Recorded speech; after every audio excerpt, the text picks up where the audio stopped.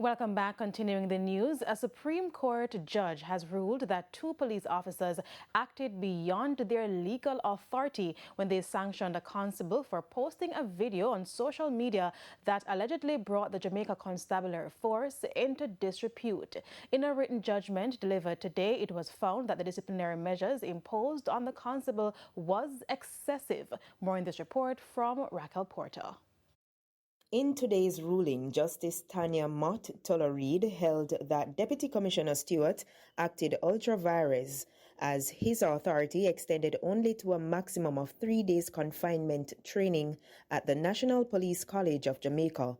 On January 29, 2024, Deputy Commissioner of Police Richard Stewart ordered Constable Mishka Sterling Gibson to return to training school for 6 months confinement. That sanction was quashed. The judge also ruled that Senior Superintendent of Police Michael Phipps acted ultra vires to the police service regulations when he further sanctioned Constable Sterling Gibson at an orderly room hearing held on March 22, 2024, for an offense for which she had been previously sanctioned by Deputy Commissioner of Police Richard Stewart.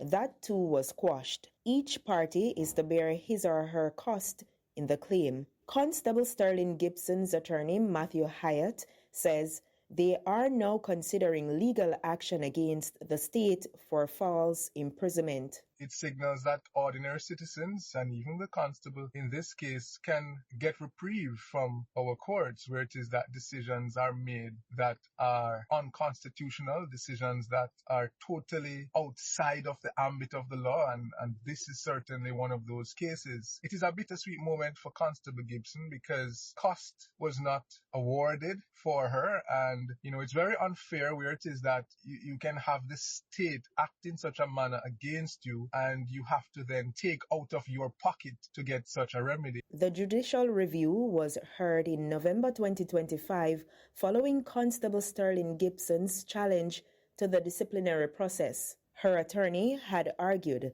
that the sanctions were excessive and that all internal remedies had been exhausted.